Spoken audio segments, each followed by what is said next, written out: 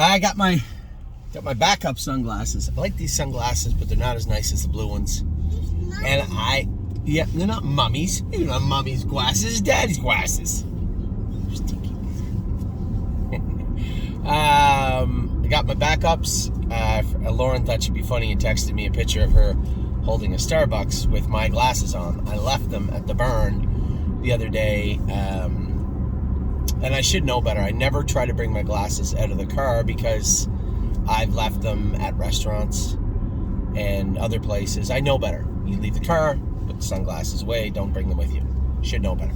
Anyway, I'll pick them up this week. And Lauren, by the way, any scratches, big trouble.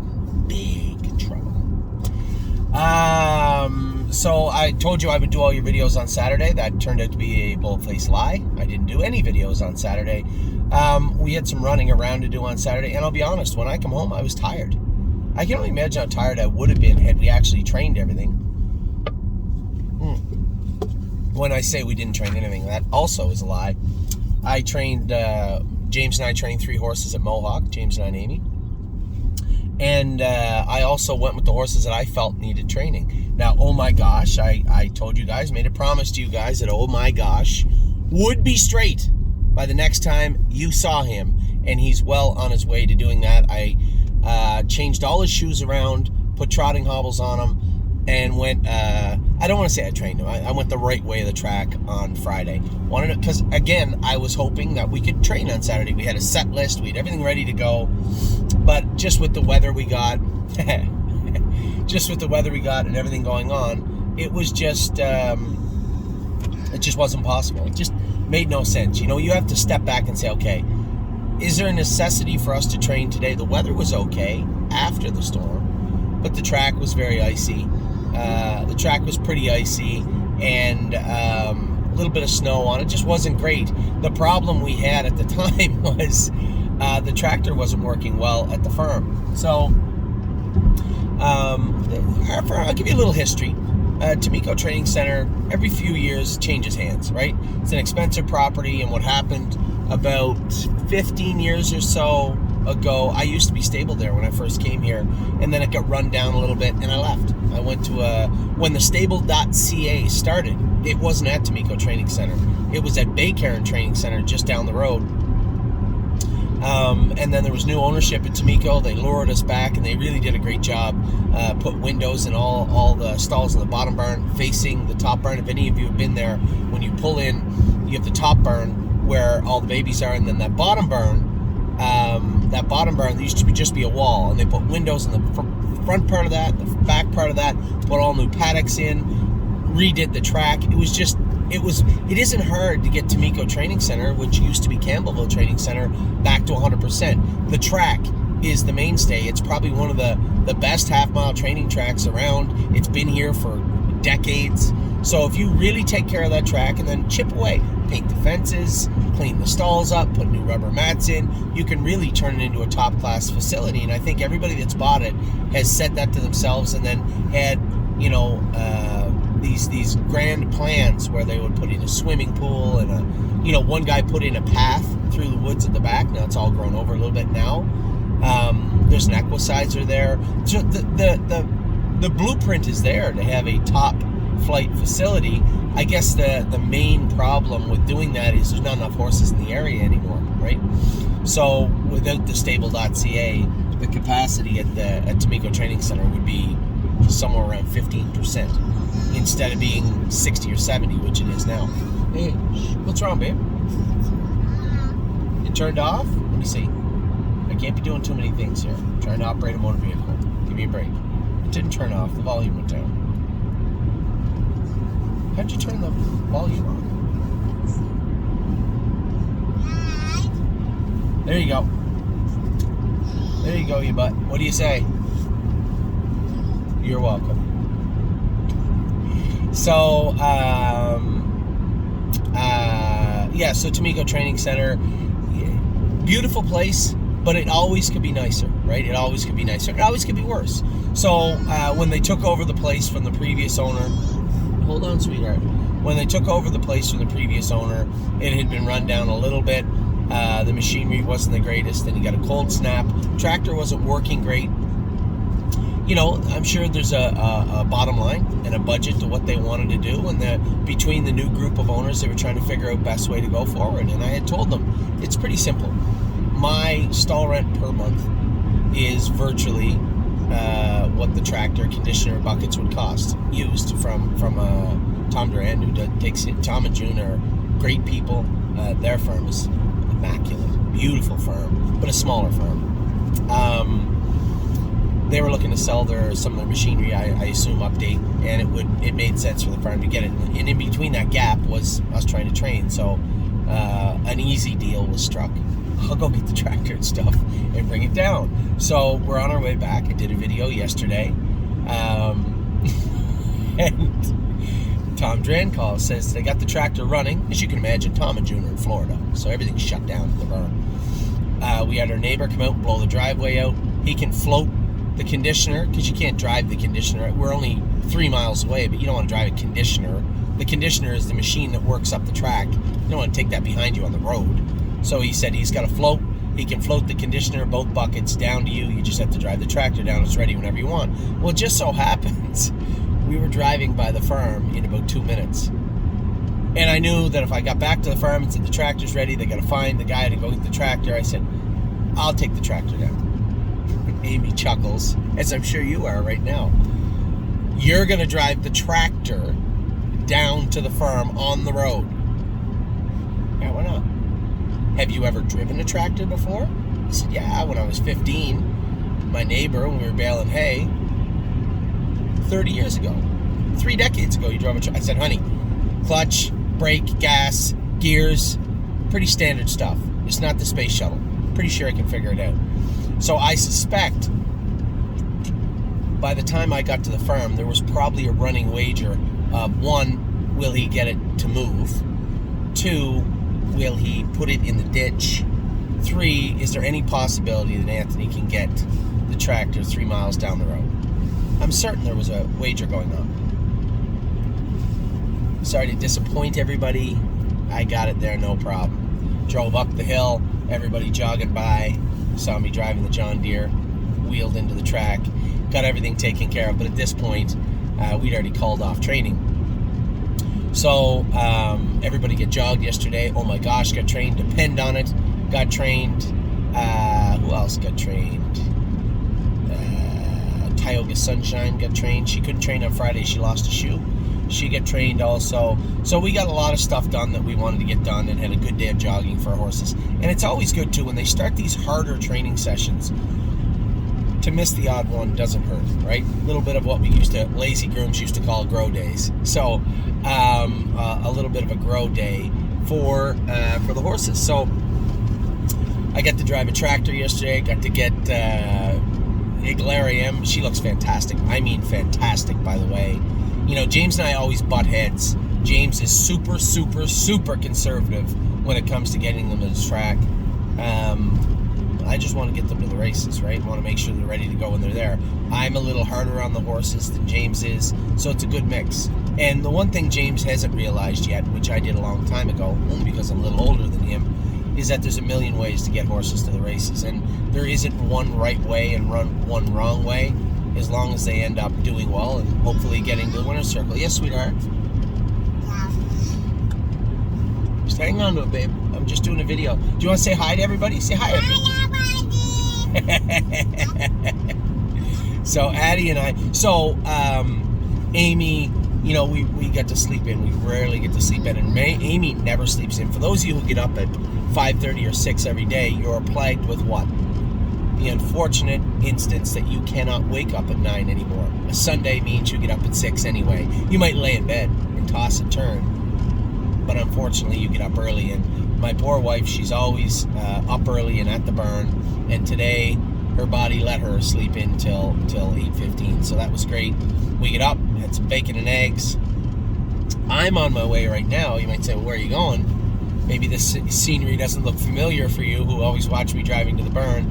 I'm not. I'm on the 401, and I'm heading to a farm to look at a yearling. Now, it's a great story behind this yearling. Great story behind this yearling. A lot going into me going to look at this yearling. I'm not going to divulge who it is just yet, because it's still down the road. But I did have a day where I wanted to catch up with a couple of clients that I rarely get to see, who I enjoy talking to. And both paths converged at one place. So I can meet with all the clients I wanted to meet with today and check out this yearling and take Addie for a drive with me so Amy can just hang out at the barn with the other kids. I know she wanted to jog Kings County. Dominic was away today. So the great thing about having Dominic hired, the great thing for Dominic is this industry can grind you out and really beat you down. And Dominic has a family in Quebec, right? So you imagine how tough it would be. It would be like me working in Ohio every day and my family being in Ontario, right? Now we say that all summer, but my family can come up and I go back and forth, and it's not always that easy, especially now factor in school. So Dominic has a young family in Quebec, and he wants to get home, but when he had his own barn and those 5 horses, it wasn't easy, right? You'd have to hire somebody to come and clean them out on Saturday, or put them away on Saturday, clean them out Sunday, maybe even jog them on Monday, because he can't be back till Monday afternoon. So it's not an easy thing. And by coming to work with us, hey man, leave Saturday afternoon after you're done jogging. We can take care of the rest. Hang out with your family Saturday night, Sunday, Monday morning, come back Monday afternoon. Every 2 weeks, every couple of weeks, Dominic plans on doing that until the summertime when his family comes up here. So that's a good thing for him, and I'm very, very happy to oblige. As I said, I've known Dominic Gladue since I was a caretaker, since I was in Montreal. One of the first places I was when I was a kid was hanging out with Dominic. I couldn't speak any French and he couldn't speak any English, so we got to know each other very slowly over a long period of time. So I've been a great friend, and I'm so happy that his first start with us was a win with our boy Kings County. Now we're going to talk about the horses. Little piece of information before I start. We do have LD's Patrick Racing in New York. I reached out to all of our clients. They'd already started their New York licensing, so thank you very much for that. Listen guys, I know the licensing's tough. I know it's a pain in the butt, and I know for a guy with 1% of LD's Patrick living in Canada, it might be upwards of $200 to get your license. I get that, and I feel your pain. And we are moving forward to try and work again with some of these jurisdictions, first one being here in Ontario, to make sure that the licensing process is as seamless as it can be. And that's not an easy thing, and I get that.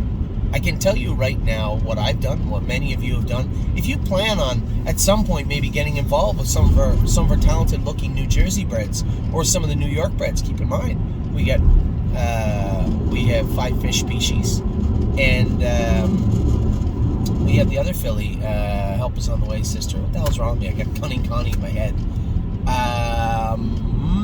It'll come to me. And we have a couple other ones also. The other filly that Harry had that's now in the top barn. Geez, names are not good with me today.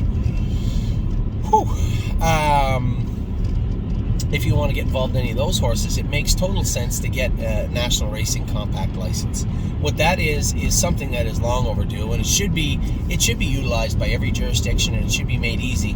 I would hope and want and think and pray that some of these jurisdictions would help fund the National Racing Compact. If they did do that, it would be easier for them. It would save money for them. It would save money for the industry participants, and it would also make things much easier. The National Racing Compact, virtually what they do is they will collect your fingerprints and all your pertinent information, and then if you call them and say, hey, Pat, I'm going to need to get licensed in New Jersey, they can take care of that for you. Now, obviously, there is a charge to do that, and it is, I think, $200, but at the same time, for me especially also, getting involved with multiple jurisdictions, it makes absolute total sense to have the National Racing Compact. So for those of you who want to play along and maybe get involved in New Jersey, New York breds, I know I've been critical, and I will continue to be critical until they do it right, but I've been critical a little bit of New York's licensing practices, and New Jersey's aren't a walk in the park either. But having said that, I think this is something in 2022 that we really have to sink our teeth into. I know we got a friend in New Jersey with Jeff Gorell, who hopefully can persuade New Jersey to streamline their process a little bit. New York is a different animal. There's a lot of bureaucracy in New York, and for those of you who do get licensed in multiple jurisdictions, you might ask the same questions that everybody asks. Why do I need fingerprints in Ohio, New York, New Jersey, Pennsylvania, all these places? My fingerprints are the same everywhere. Yeah, I think you know the answer to that, right? There really is no necessity for it. And we saw that when the pandemic hit. All of a sudden, we'll reciprocate. Ohio will take Pennsylvania's fingerprints and vice versa, New Jersey, New York. So it's not that they can't. I don't mean to be critical, because it's a nice day here in Ontario, but it's more that they won't, right? And I think that's the number one. I was interviewed for Daily Racing Forum. Derek Gilner, who used to be one of our clients, isn't anymore because it really wasn't for him, had interviewed me. And I always thought he was a really sharp, really, a surgical writer. Right to the point, very informed, make sure that everything is proper and correct. But I believe, of all the names I can remember now, Sally DeVee, I think a beautiful American Ideal filly we had way back when. Didn't really make any money, lost money on her, but had some luck with her a little bit here and there. And I think she's a broodmare now. Hold on, sweetheart. Yeah, there is an airplane there. Good job. Good eyes on you. I don't know where they're going. No, we can't go in that. Hey, watch your dinosaur show, you silly bum. So, Derek wrote a story about just a Q&A with me, and he asked me if there was one thing you can change, and I think most people would talk about attendance or wagering or level playing field. There's lots of stuff you can talk about, and the one thing I said, and I think it is the most important thing moving forward for us, is licensing. Licensing reform in North America is imperative if we're ever to do any good. If the stable works and other people do it, there's always going to be stumbling blocks that are licensing reform policies in many jurisdictions. And the reason New York is so painful is because it's not set up to have 1% owners, right? New Jersey, even Ontario, these places understand that fractional ownership works. We can give you a mountain of data. If you, we're going to see a horsey. I don't know where the airplane goes. I can't talk to it. Where do you think it's going? Yeah, where is it going though? Oh, it's going to Mexico. Oh wow. So, Jeff, I know you watch the videos sometimes. At some point, I know that there's a number of breeding farms in New York. Actually, Jeff's breeding farms in New York that would like to work on this with us. So I'm abundantly clear. We have 122 horses and maybe 3 or 4 New York breds. We bought some New Jersey breds this year, but the vast majority of our horses are bought here in Ontario, but even more so Ohio and Pennsylvania. Not because the threshold is 5, but because they want to work. Yes, honey, there's a lot of airplanes out here. Not just because they want to work with us, but because they make you feel like they want to work with you. Not only, honey, watch your dinosaur show. Hey, there's a lot of airplanes out here, honey. But because they want to work with us, right? They want to work with fractional ownership companies. They understand the importance of what we do and how we do it. Think about the amount of people we employ, both on both sides of the border. Think of the amount of food our horses consume. I mean, somebody said, well, how big is your stable in Canada? I said, well, we have the biggest stable in Canada, and I'm pretty sure if you cut our stable in half, same as it's been the last couple of years, we would have the 2 biggest stables in Canada. So we provide our economic footprint on both sides of the border is fairly immense. And I'm not saying that because I think we should garner some weight. That's not it at all. But I think people should understand, rewind, take a look at where we came from, where we are, how we got there, and how we attained it. Anybody can do it. Anybody. So it's important that the jurisdictions understand, especially now that we're facing, certainly now, especially since we're facing a horse shortage, how important fractional ownership is for the industry and for society moving forward. So those are some key points. Again, circling back, the National Racing Compact, I think that you guys should take a look at that. I think it's very important moving forward. There may be some people out there saying, I will never own horses in New York and New Jersey. And I feel that's partly my fault for demonizing those 2 jurisdictions in regard to their licensing practices. But I know I've reached out to New York and run into some walls but I haven't in New Jersey, and I believe that's my fault. So I think moving forward, if we engage these jurisdictions a little more, show them what's at stake here. You know, as I said, 3-4 horses in New York reside at the stable, and there's no reason that shouldn't be 13 or 14. Same goes for New Jersey.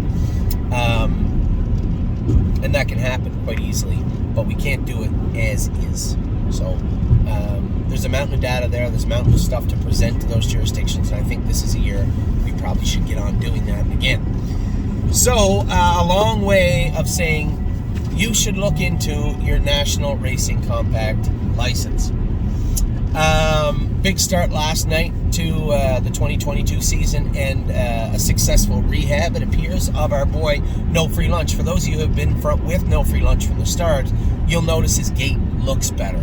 He looks mature and stronger. I think there's a bright future for this horse moving forward. I know I watched the race last night, and I know James just put him in. Listen, what you saw is what you got. Somebody asked me last night, messaged me and said, what about No Free Lunch tonight? Looks like he's got a shot. Hey, looks like he's got a shot in there. And I said, well, I wouldn't go that far. James is going to be protective. The horse qualified in 2 minutes. You know, to think he's going to go out and win in 53 or 54 is a little unrealistic. And I don't think James would put him in a position to do that. Addie, shh. I can fix it in a minute. Your drink is right here, sweetheart. Here you go, honey. So No Free Lunch was absolutely fantastic last night in finishing fourth, but 27 flat on the end of it. We saw that speed that was there before, but he did it so easy, so easy. I think a couple of starts which we're leading into now, which is perfect timing, the Ontario Boys races at the end of the month. A good stern test for this guy, but I think giving him 2-3 starts in a row, he'll be up for the task. Better Be Sawyer, obviously, a maiden victory last night at Flamborough Downs. I wasn't planning on going, I'll be honest with you. Amy had to go meet her grandparents and her grandmother and her sister for dinner, and she didn't know if she could be back in time. It was freezing cold out, and I didn't really even know that Harry put me on the horse until I looked in the morning and saw that I was down on him, and I said, there's a good chance I won't be there, but if I can, I will. Amy got back in time, and I went over to Flamborough. She was the easiest kind of winner, right? Just drove her easy myself, and just moved over to the lane. She just snapped right by them. She was very strong, looked very good. Harry's done a fantastic job with her. And then a couple other notes this week. Tour de Lindy looked awesome. I told you guys, this horse, no joke. He's a nice horse. It's not going to be easy keeping him super consistent. He does have his shortcomings, but at the same time, he's very, very good right now. And it looks like he's in another good place again on Wednesday. Speaking of Wednesday in Ohio,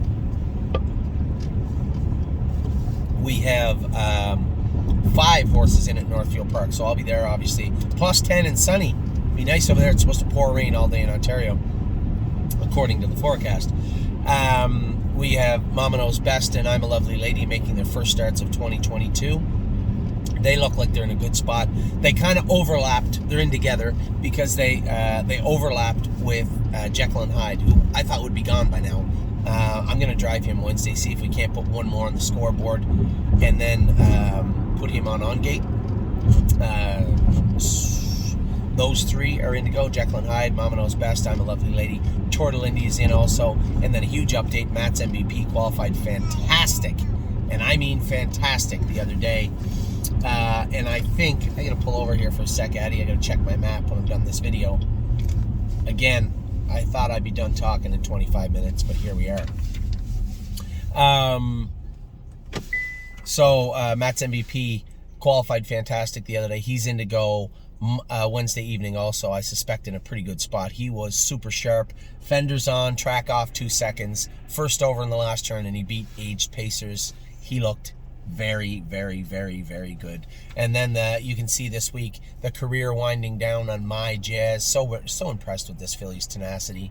You know, she won easily last week. She's in tonight. I'm racing her tonight with the other filly, mare, Swan's Honey. Swan's Honey's in the first, I think.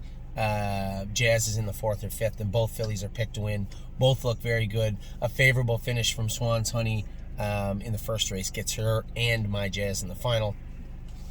I would suspect, as My Jazz finishes up her career, Swan's Honey will finish up her racing with us. She'll be out of those classes we have her for, and be difficult to find a spot for her in Ontario. Lots of racing everywhere for her, but just not for us. So I suspect you're going to see Jekyll and Hyde and Swan's Honey moved on this week from the stable.ca.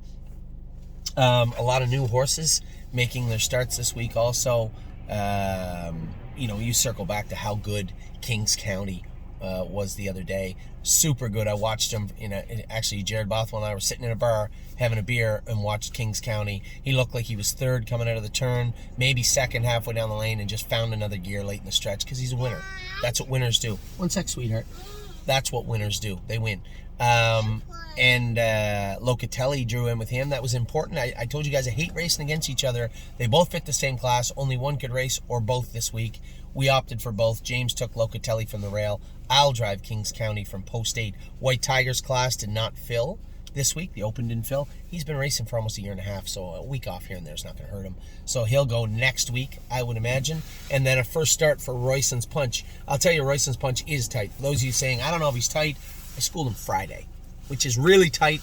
But I wanted to make sure he was on his toes for Monday. I wanted to take a look at him also and see how his equipment looked. I was super impressed with him and his schooler, and I think he'll be good on Monday evening. And then we move forward to My Mini Miracle. Trained her Saturday. She'll be in to go next week. I don't know if she's a Mohawk horse. We'll see. I like her. I like her a lot. I don't know how she's a big loafer, right? She's a set or race training filly. You're not going to train her by herself and be wowed by it. I can tell you that right now. She's more put her in the race and let's see how she behaves. And I think that's what you'll see. I trained her by herself in 2-1 on Saturday, which was a big mile considering the track conditions and the wind.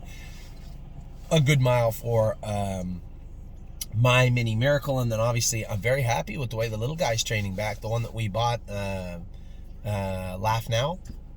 2 training trips now, both of them flat. I made a little skip in the last turn. That was more the track than anything. It was pretty icy, and the guy's shoes in Northfield, as you can imagine, climate's different. The Northfield corks are quite a bit different than the Ontario corks. So not really suited for the icy conditions he was finding. At Tomiko Training Center on Friday or Saturday. No, I trained him Saturday, so it was super icy. But he did his work well. Very, very happy with him. So that's a pretty good rundown of everything going on right now. Obviously, I'm focused on My Jazz and Swan's Honey tonight. Super proud of what I saw from No Free Lunch and Better Be Sawyer last night. A number of horses racing on Monday. I'm going to drive Royson's Punch and beat James on Monday evening. And then I'm going to try and beat him with Kings County also. So a lot of fun coming up this week. Ton of horses getting really close. Aside from the ones we qualified, a couple are going to re-qualify this week in Kathy with an I, who's a little bit flat. We're going to go with her again. We're going to go again with Granite Hill, who did tie up. Who did tie up a little bit the other day, but looks like he'll be okay for Wednesday. Voyage of Ice and Fire trained great the other day. Hey, what do you say? Thank you. No, excuse me. Voyage of Ice and Fire trained great the other day. A lot of other horses getting close. Procrastinator trained good the other day. I trained him in the last half in 104 in the jog cart with Confederate Cruiser. So all those horses, all the Ohio breds are getting close. Within the next month, we're going to have a bag full of horses qualify all over North America. For now, things are going good. The horses are racing good. Our new horses are really jumping forward.